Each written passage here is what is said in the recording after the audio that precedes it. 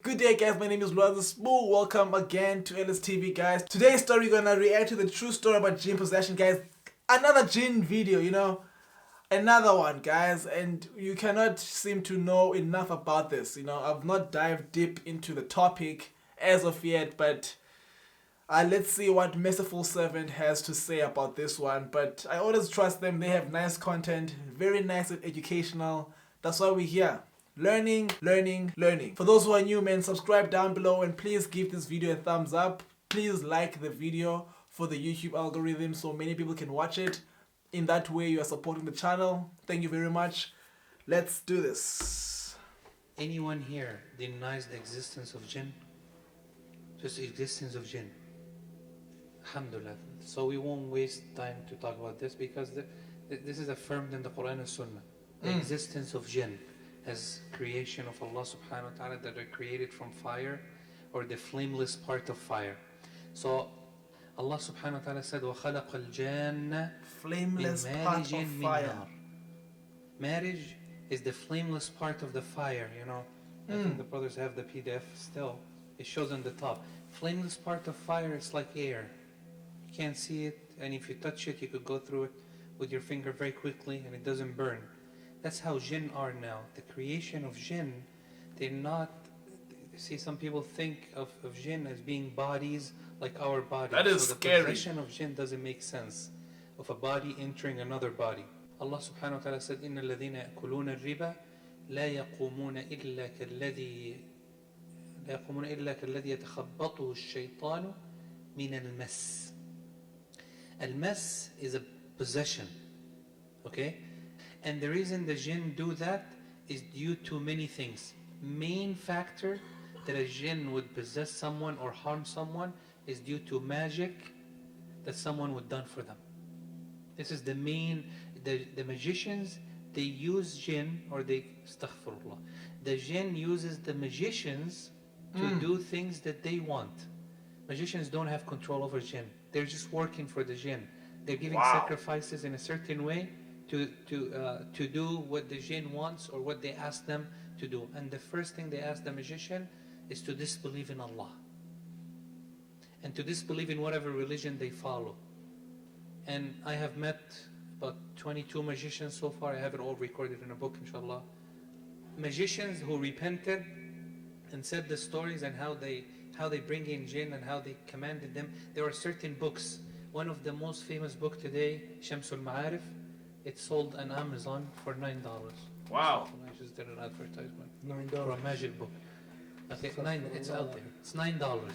That book, it shows the magicians the steps to become magicians. One of the commands is that they should take their holy book and they should go into a cave, isolate themselves, wear the Quran in their feet as sandals, walk on it in filth, no praying, no salah, for 40 days, whatever they choose. And then the Jinn would appear to them in a form, like it appeared to Rasulullah sallallahu alaihi wasallam. Rasulullah used to see them in their actual form, and it appeared to Abu Hurairah in the form of a human. No. Abu Sa'id al-Khudri in a form of No. goat's feet, because he said, I saw the Jinn, he left it there, his clothes up, and he told me we could harm you. It came from a very powerful tribe. And Abu Sa'id says, just leave, wallahi, there is no harm and you can't harm me. And he was stealing the sadaqat of Abu Sa'id al-Khudri, hadith narrated by Imam Muslim rahimahullah. So all of this is a position from outside. Why do they do that? For harm. They are very harmful in a sense that they have a lot of transgression, a lot of dhulm that they do. So this part hopefully is clear. The outside possession, which is possible. We just had a sister, subhanAllah, in Corona, and just talking about stories too. We had a sister in Corona. They carried her to the masjid that I was giving the workshop at 2 a.m. And she was shaking, shuffling, screaming. And I said, what happened? They said, we had a halaqah, and she was just sitting there, and we just felt like wind or something came in, and then she started reacting like that. When we read, we found that she was hit by a Jinn. She was possessed by an outside Jinn. It's like someone walking, they just slap you on the head. But they don't have the power to do that, by the way. Don't think that way. All right? They don't have the power to do that. But this is like someone walking and just slapping someone on the head. That's from outside. Now, possession within the body is the problem that a lot of people are confused about. How is it possible for two bodies to get in or get out or all of that? Rasulullah sallam, they brought him a child, young kid. And then he said, his father said, Ya Rasulullah, he's having a problem. Alright, he's confused, he's having a problem, he's screaming, he's reacting. The Prophet sallam read Surah Al-Fatiha, Ayat Al-Kursi, opened up his mouth, and he said, Ukhruj adu Allah. Ukhruj means what? Get out, O enemy of Allah, 3 times. The narration says, قال فنشط الغلام, the child got up, كأنما نشط من عقال, as if he was very sick laying down. Then he woke up and he said, ما أتى بي إلى رسول الله. What am I doing here at the Prophet's house? So he was not even aware that he's at Rasulullah's house. When the Prophet says 3 times, get out of what? Well, if he was out, it wouldn't make sense, correct? Would it make sense? And this is Rasulullah. So him saying that is evidence, and this happened in many occasions with other Sahaba and Rasulullah would to read on them. So now, the part we have, see, this is the problem.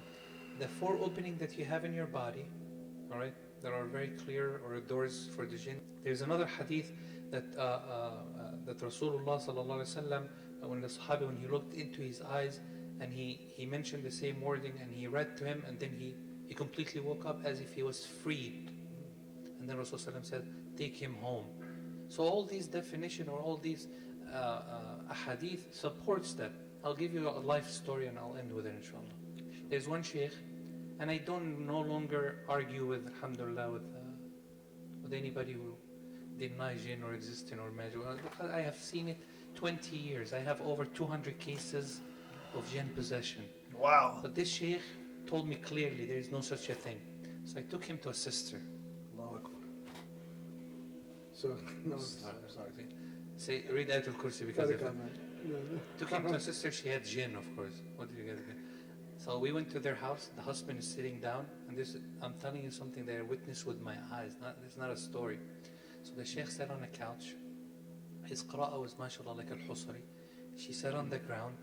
Her husband had his hand on her head. The sheikh started reading. When he started reading, she was elevated from the ground to the level of the couch. She was flying. She had 3 jinn: husband, wife, and their son. Okay, so they start speaking to each other. Now this sheikh is reading, and when he saw her moving up, his hands start shaking, he starts sweating. Then they start shouting, and they were arguing about Islam. Because I introduced Islam to them a few times, become Muslim. Those they said, we don't want to be Muslim, we're going to be harmed, the magician, all that. So when she was up to the couch level, the sheikh kept pushing his hand down. She doesn't go down, and I was just on the side because I know this is going to happen. So the sheikh read, subhanallah, I told him what to read. He skipped. He read a surah. I don't want to read it now, but he read a surah. Wow. And then the sister's head rotated 180 degrees, like that, wallahi. And then her eyes became wide open, red, and then she shouted at the sheikh. So the sheikh hit her with his feet. أعوذ بالله من الشيطان الرجيم لا حول ولا قوة إلا بالله. Then he said, let's leave this house, let's leave this house. He said, Ashhadu, I believe that this is haqq, but I can't perform that no more. I can't get into it. So a lot of people, they deny it because they haven't seen it. All the pillars of Iman are unseen. So you can't just prove to everybody something till you show them. So we really don't need to argue much on it. But it is true. We have witnessed it. We have seen it so many times. And if you really want to see it, inshallah, come to California. Well, everybody wants to see that, inshallah. No ways, I'm not going anywhere. Because that is scary. I'm not going anywhere because that is really scary. Imagine you sitting down and then someone starts rising up, floating. I am leaving that house, running away, guys, saving my life. Because I'm being honest, I'm just gonna run as fast as I can, guys. I am gone out of there, man. This is a scary story, but, you know, we gotta stay strong. Gotta keep our belief. Wow, man, you know, some people will say seeing is believing, but these stories are really, really, really, really scary. Comment down below, guys, if whether you believe this story or this story is being told, man. This is really scary, man, like for real. Really, really scary. With that being said, guys, I'll see you on the next video, man. Please leave your comment down below of what video you would like me to watch, and I'll get to it, guys. Thank you for coming. Thank you for watching. I'll see you next time. Peace.